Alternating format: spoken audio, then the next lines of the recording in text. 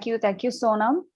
Um, I think just taking a step back as to even, what you're right, always something inspires you to do something, at least when you do something early on in your life. So for me, I think being a Bangalorean, I grew up on listening to success stories of N.R. Narayan Murthy of Infosys, right?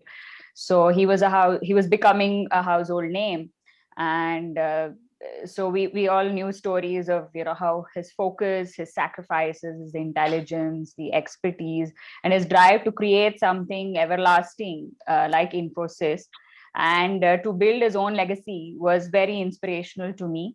And he was a first generation entrepreneur, so it was very amazing as to how he happened to become one of the well known company owners, and to hear his journey. And at the same time, I was in college, and our college chairman, Shri Chenraj Jain, would teach us, how to think big and spark this entrepreneurial spirit in all his students. And inadvertently, I'd chosen the college where majority of my classmates were from a business community background. So none of them were planning on going to take a job, so they were going to study and then move into their family business. So there were no conversations about what is the placement going to be like, who got what jobs, none of that. So the undercurrent was always business, doing your business, your family business, doing your business. So I think that's predominantly, I'm here today as an entrepreneur trying to do something big and impactful and to create my own legacy because of these experiences. And and also the reason why I chose probably business management, I was acting on my strengths. So I like challenges, I like challenging the status quo, and I'm always looking for a great deal, for everyone around. So it could sales and networking, so that's what it makes you do. And finding solutions to problems, right? And the ability to sort of compartmentalize between different emotions, different thoughts, and to do and to switch between them. So all these are something I think I was doing somewhat naturally, and also with the kind of inspirations that came by me. I think it sort of pushed me into this. And my journey has actually been quite long, and the one thing I can take away from it is that perseverance pays. So this, you could say, from all of my attempts, could be like the fourth or the fifth kind of attempt, right? So in my small way, so I actually started off with making scented candles, when even there was no Flipkart or an Amazon at that time. And I've actually sold candles on eBay. There was eBay at that time. There was not even like Google, and internet was there, but not that much, right?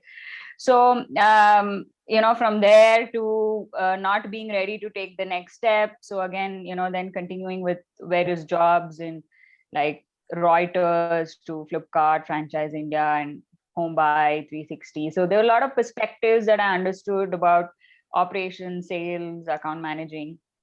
And so it just kept reinforcing the thought of starting up on your own. And so Numetric actually is I think about a 8 year old coined phrase, a name. So since then I've been wanting to do something to always somehow come back to it, again go back. And there were learnings at various stages.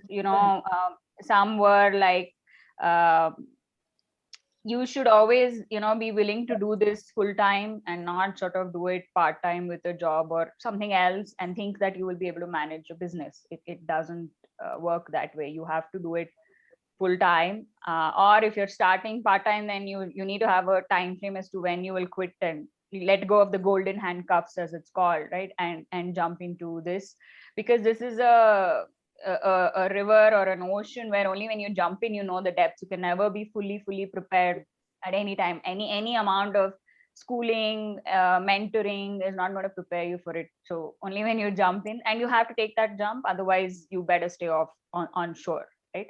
So that was one. And then I also learned that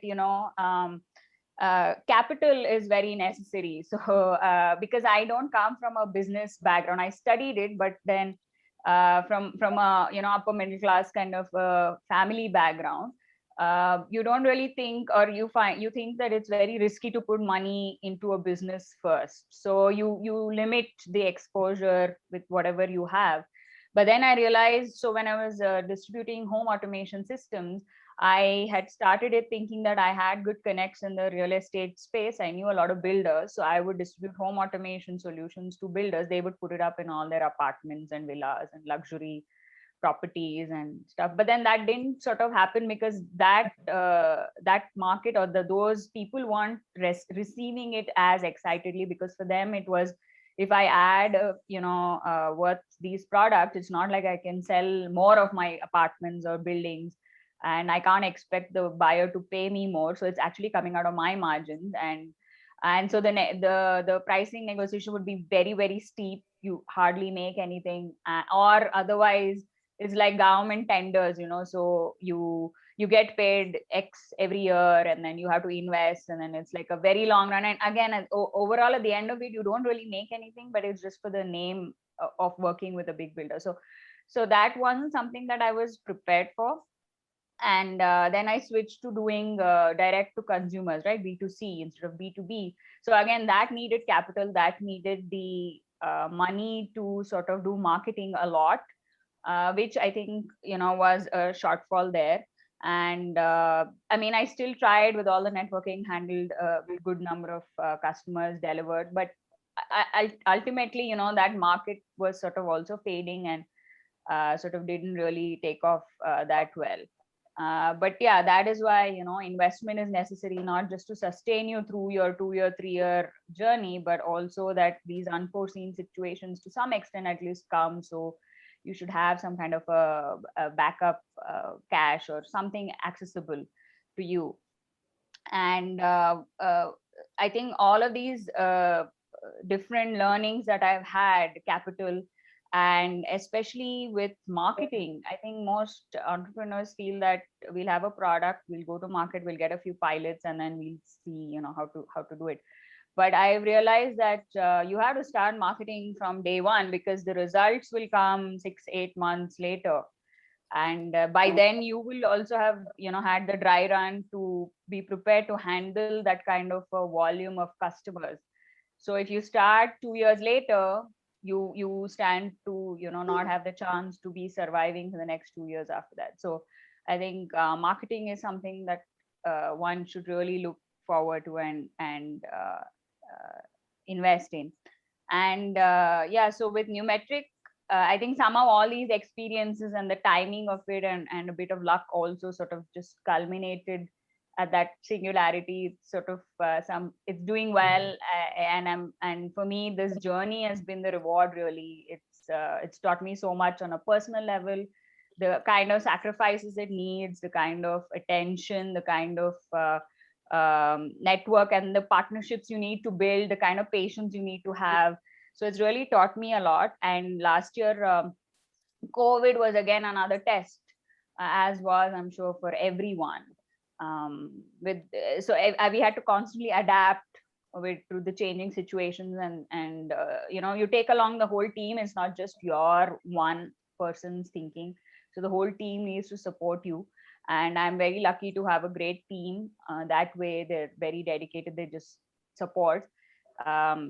So that's where we are today. And I want to also add that I think family support and team support from a good team is very necessary to be in the entrepreneurial space. Because if you're not getting that kind of support, you're working very long hours for many years. It takes a toll on your fitness, your mental health. Your social life is minimal, your incomes are minimal, and you're living like that for many years. It's a big sacrifice you are doing. But also, if you don't have your support system around you, I think the journey is going to be even more difficult. So the lady who joined was a single parent. I think that's amazing. I'm assuming and hoping that there is good support for her to start her salon, and because it's going to be a tough one, and enjoyable but tough. So I think everyone needs to plan around that. If you don't have the support, I would suggest that either gain some financial independence and then try to do it on your own, or really weigh it as to, without the support, how you're gonna do it. And in future, I really look forward to sort of trying to do something, revolutionizing the Indian society to be more women centric. When we read all these news about how women get treated, I mean, these are only the reported ones that get come out in the news, right? So it's very disturbing as a person, as a woman. And so I hope to do something in the future for women, to just empower, to support all the women in our country, in India especially, so we can all prosper as a nation. I think that's definitely one goal I have. So let's see where it goes. I'm looking. I need to explore Hen in very specifically to be able to answer that. But from what I heard today, I heard about it for the first time. So I think any network, if you're a part of one, it energizes you in when you're in a low. So like I wouldn't expect someone or any network to motivate me to be an entrepreneur or something like that, or to run, do business. But there are times when you do get a little overwhelmed, or sort of do not know where to look. And I think being part of any network always helps from that perspective, that there are others in the same boat as you, so you do not feel like you're the only one. And their energies, their positive energies, bounce off on you, and it sort of helps you manage your own emotions. And also in easily getting alternate perspectives, like you may not have I think Ruchi mentioned, right? So you may not have friends always who can speak up, because they are doing something else, so they may not have a perspective for whatever you're facing. So but you can bounce off to, let's say, a lawyer, or a company secretary, or a consultant. You're not really going in for a session or something, but just listening in, and then you can obviously engage with them further on a professional level.